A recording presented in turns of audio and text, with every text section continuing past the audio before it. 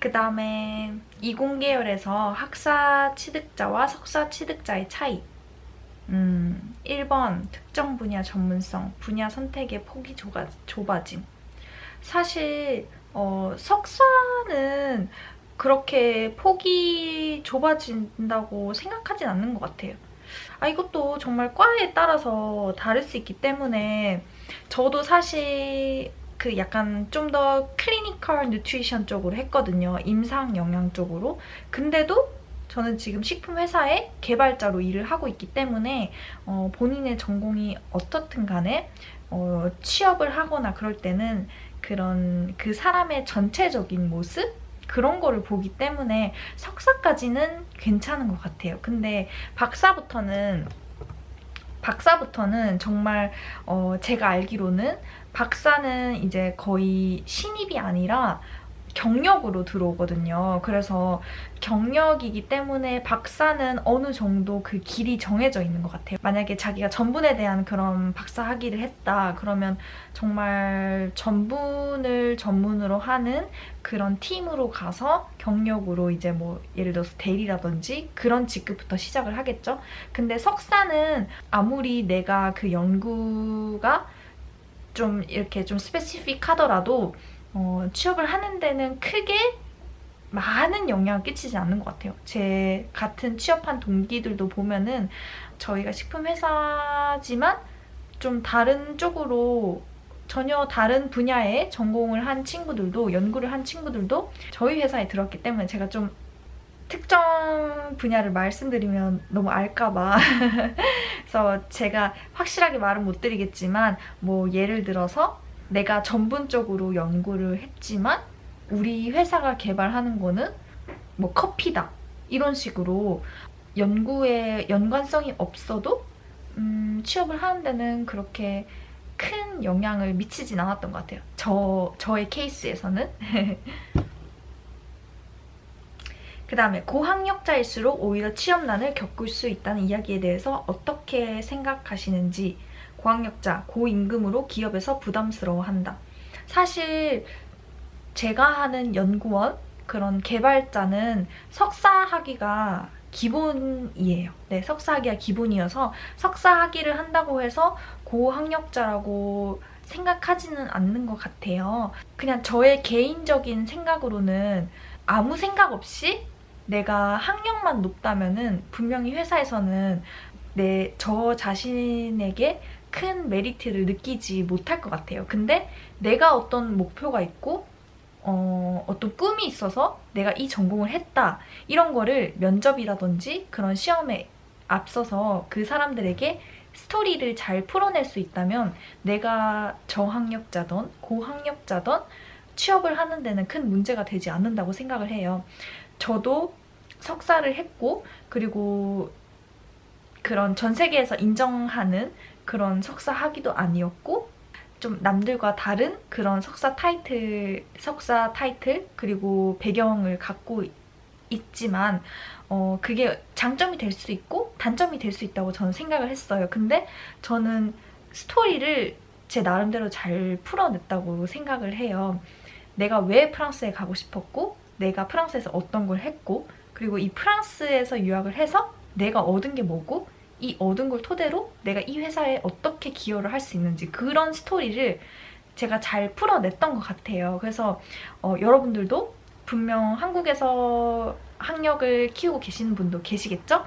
근데 그게 그 목적이 정말 길이 없어서 하는 거라면 정말 아쉽겠죠? 안타깝겠죠? 그치만 그런 거를 본인만의 스토리를 잘 만들어내는 게 저는 중요하다고 생각을 해요. 분명히 내가 취업을 못해서 뭐 석사를 하고 박사를 하더라도 분명히 나의 꿈이 있고 나의 목표가 있을 거라고 생각을 해요. 그런 것들을 잘 이렇게 끌어내서 연습을 많이 해서 면접장에서 얘기를 한다면 그런 진심이라든지 나의 그런 도전 정신? 그런 거를 분명히 알아줄 거라고 저는 생각을 해요.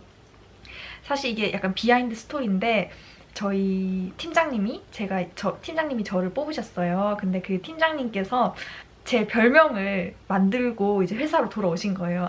이번에 신입사원 중에서 당돌이가 있다고. 그러니까 제가 그 면접장에서 정말 당당하게 말을 했던 거예요. 그냥 내가 왜 프랑스에 갔고 프랑스에서 이런 걸 배웠고 나는 이런 걸 할 수 있다. 비록 제가 했던 게 우리 회사에서 하는 거랑 그렇게 비슷하진 않지만 난 정말 순수 식품 영양을 배웠지만 개발자로서 연구원으로서 일할 수 있다. 이렇게 당돌하게 얘기를 해서 신입사원으로 들어오기 전부터 제 별명이 당돌이었대요. 그래서 저만 몰랐던 거예요. 저는 이제 일을 이제 10개월 정도 했는데 10개월 정도 하고 나서 알았던 거예요. 제 별명이 당돌이었다는 걸. 그러니까 그런 식으로 내가 좀 부족하고 고학력자라서 걱정이 될 수도 있지만 그런 걸 스토리로 잘 만들어내서 내가 당당하게 얘기하면은 분명히 알아줄 사람은 알아줄 거다라고 저는 생각을 합니다. 그러니까 너무 걱정하지 마시고 본인이 하고 싶었던 그런 꿈 그리고 목적들을 잘 생각을 하면서 이야기를 잘 만들어가면 좋을 것 같아요. 그 다음에 연구원 생활에 대해서 이제 질문을 주셨어요. 첫 번째, 해외 대학원 석사학위 취득인으로서 한국 연구소에서 일할 때 장점이나 단점이 있나요? 이거는 네, 말씀드릴 수 있을 것 같아요. 일단 장점은 제가 프랑스에서 석사를 했기 때문에 모든 관심이 정말 저한테 쏠렸었어요. 되게 취업할 때 저는 제가 프랑스에서 석사를 했다는 게 굉장히 메리트가 있었던 것 같아요. 일단 석사를 프랑스에서 도전을 했다는 것 자체만으로 저라는 사람 자체를 도전 정신이 강하고 뭔가 어떤 상황에서든 적응을 잘하고 힘든 일이 있어도 잘 견뎌내고 인내심을 가지고 그런 인성적인 부분을 뭔가 이미 증명하고 들어갔다고 해야 되나?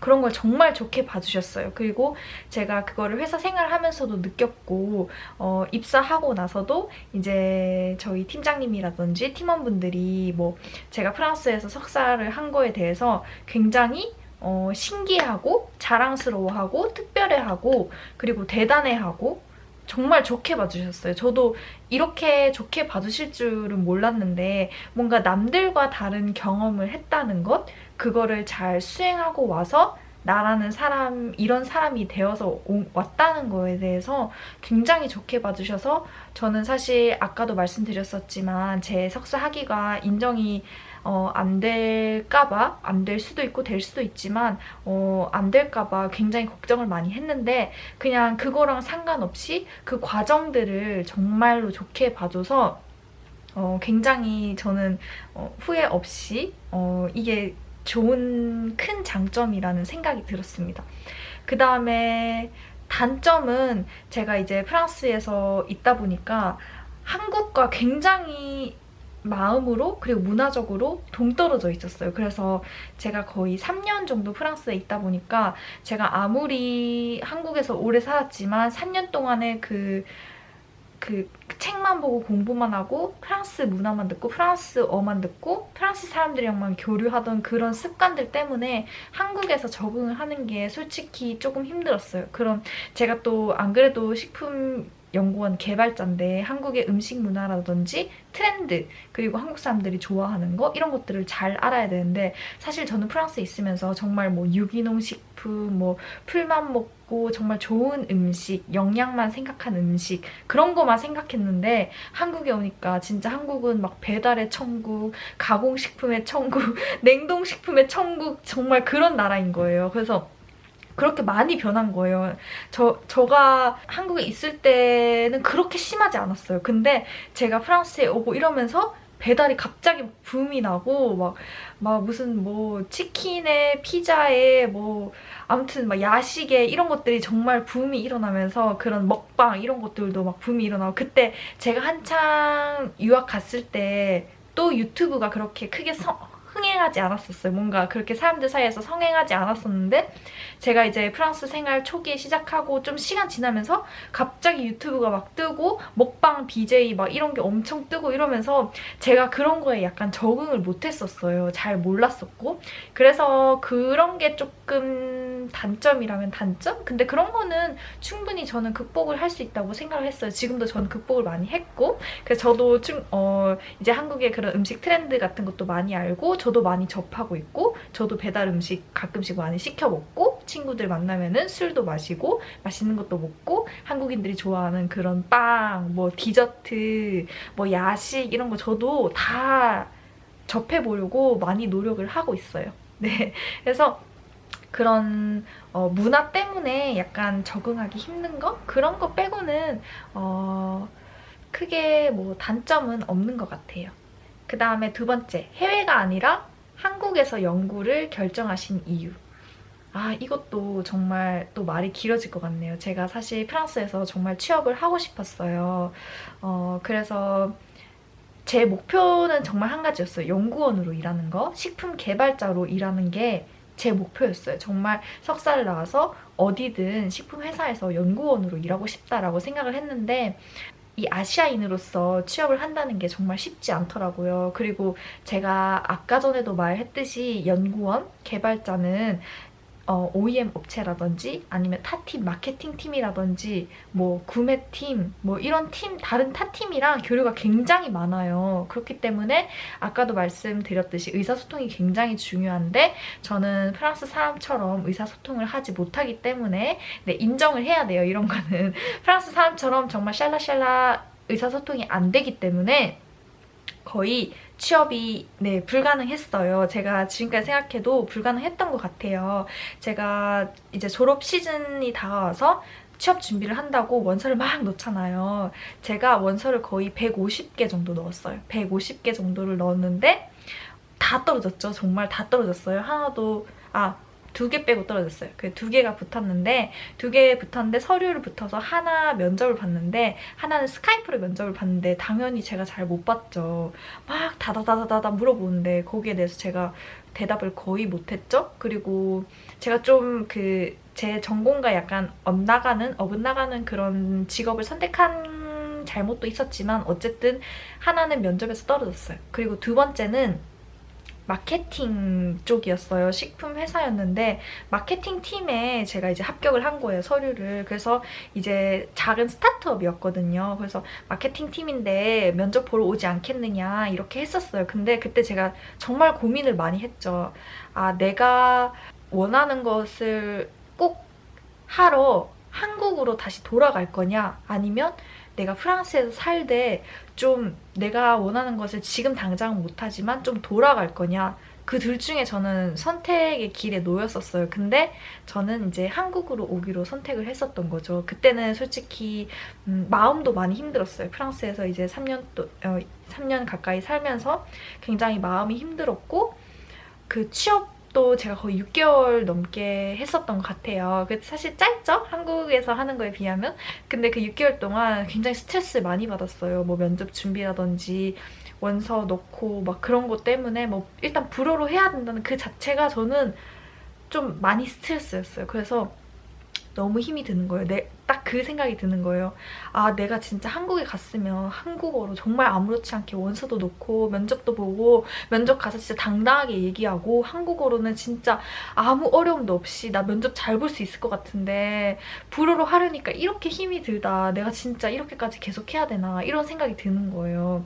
근데 이 생각은 아마 유학하시는 분들 아마 다들 공감하실 것 같아요. 내가 진짜 한국에 있었으면은 정말 속 시원하게 다 말했을 텐데 이게 단지 언어 때문에 내가 하고 싶은 말도 제대로 못하고 취업도 진짜 제대로 못하고 약간 이러는 게 제 자신이 너무 작아지고 그때 정말 자존감이 많이 낮았어요. 그래서 도저히 안 되겠는 거예요. 그래서 저는 딱 그 10월에 제가 졸업을 했어요. 졸업은 그 전에 했어요. 졸업은 그 전에 하고 작년 10월에 한국에 오기로 결정을 했어요. 그래서 바로 이제 티켓 끊어서 한국으로 돌아왔습니다. 그래서 결론적으로 말하면 한국에서 연구원으로 일하는 걸 결정한 이유는 내가 하고 싶은 거, 제가 하고 싶은 일을 하기 위해서 저는 한국에 왔어요.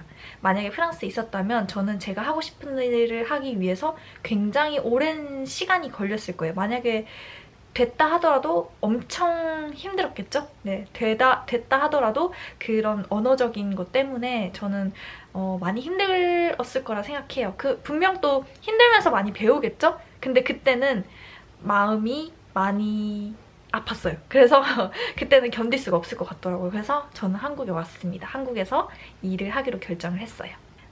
세 번째, 어떤 업무를 진행하는지.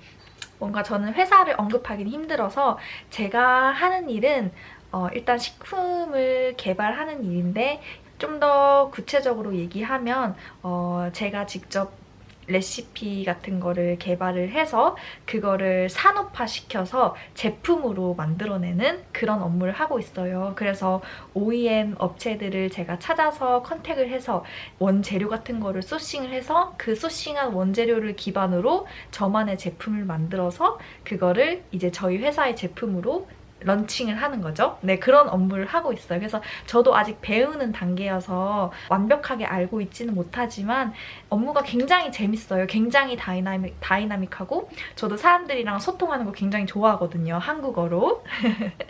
물론 외국어로 소통하는 것도 좋지만 전문적으로 해야 되기 때문에 한국어가 더 편하겠죠? 그래서 한국어로 소통을 하는 거 굉장히 좋아해서 저는 이런 다이나믹한 업무가 좋고 가끔은 굉장히 힘들 때도 있지만 지금은 배우고 있고 네, 재밌어요, 저는.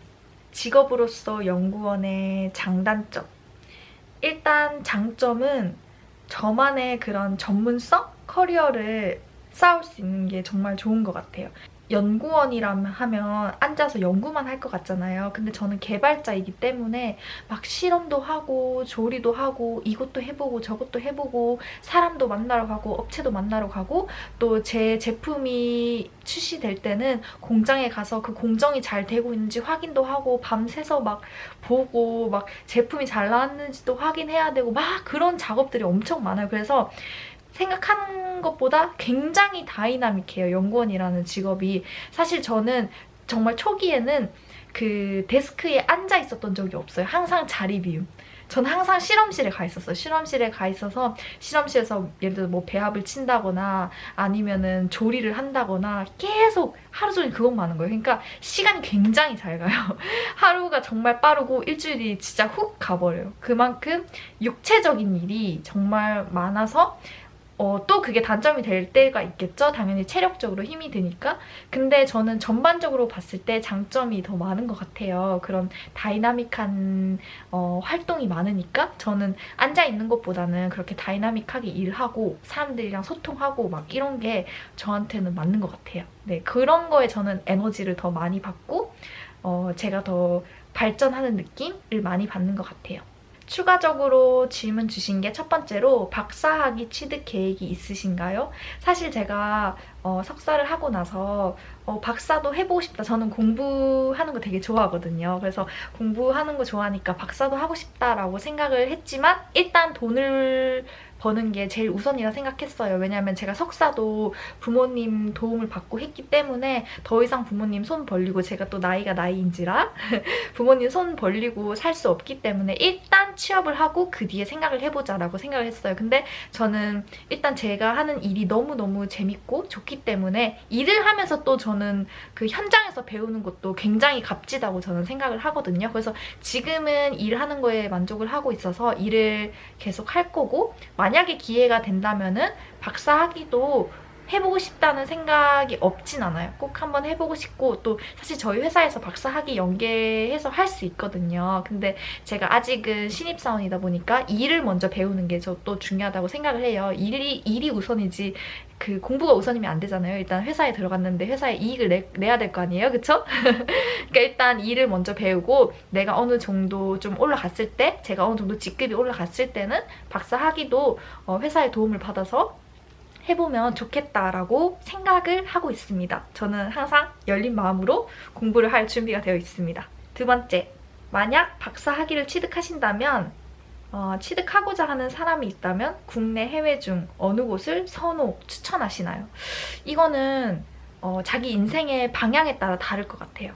만약에 일을 하면서 하고 싶다면 저는 한국에서 분명히 할 것 같아요. 회사를 다니면서 박사 학위를 할 것 같지만 뭔가 해외에서 일을 하고 싶다거나 해외 이민을 가고 싶다거나 좀 돈이 많다거나 그렇다면은 저는 해외에서 해도 괜찮을 것 같아요. 근데 저는 지금 제 한국 생활이 너무 행복하고 너무 만족스럽고 그렇기 때문에 아직까지는 해외에서 박사를 해야겠다고 생각을 안 해본 건 아니지만 지금은 일단 접었어요. 지금은 일단 계획이 없고 저는 지금 하고 있는 일을 열심히 할 거고 이 하고 있는 일을 열심히 하다가 기회가 온다면 저는 한국에서 지금은 하고 싶어요. 근데 사람의 일은 또 모르니까 제 생각이 또 나중에 바뀔 수도 있겠죠?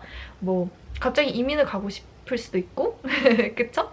아마 사실 제가 캐나다 갔을 때 좀 캐나다에서 살아보고 싶었어요. 근데 지금은 또 막상 오니까 한국이 또 좋더라고요. 그래서 지금은 네, 열심히 일을 하고 있습니다. 엄청 길었어요, 진짜. 질문에 대한 답변이 다 끝이 났네요. 지금 제가 거의 1시간 반 동안 혼자서 떠든 것 같아요.